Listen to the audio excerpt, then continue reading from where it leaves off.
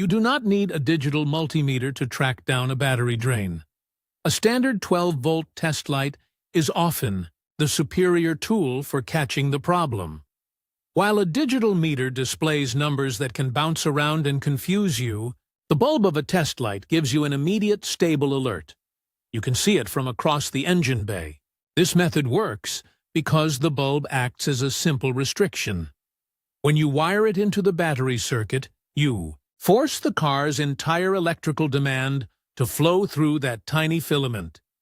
If the current is high, the filament glows bright. If the current is low, the filament stays dark. It turns the invisible flow of electricity into something you can physically see. To set this up, you need to strip the system down to the basics. Turn the ignition key to the off position.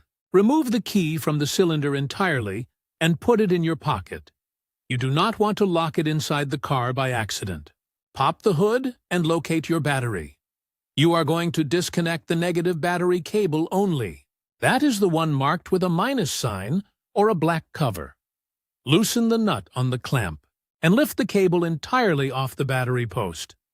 Never touch the positive side during this test. We work exclusively on the ground side to avoid shorting your wrench against the metal chassis and creating sparks. Now, you create the bridge.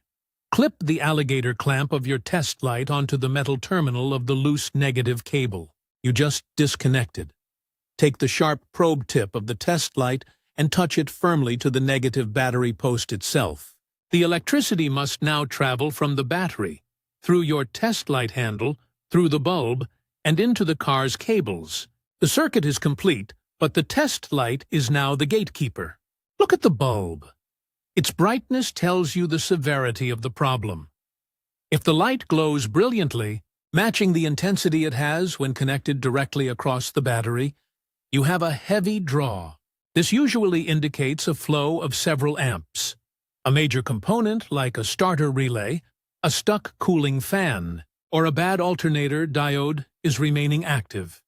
If the light is dim or faint orange, the draw is likely around 1/4 of an amp. This points to a minor component, like a glove box light, or a control module that refuses to sleep. If the light is completely dark, the draw is either non-existent or too small for the bulb to register.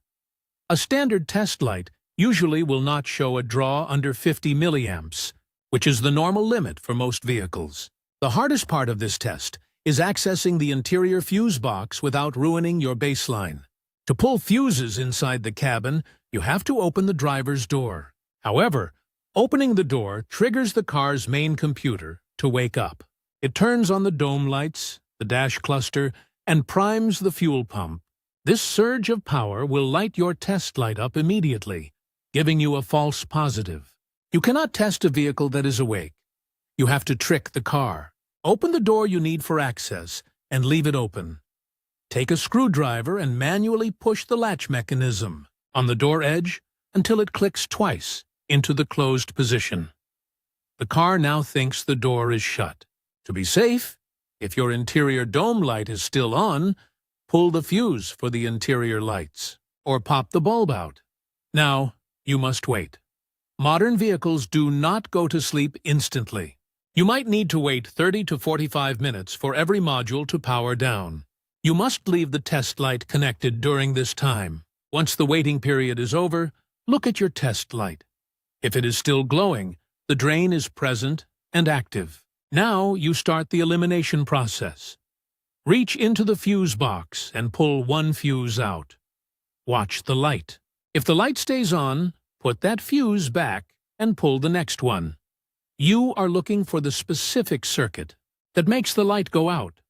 The moment you pull a fuse and the test light goes dark, you have found the culprit.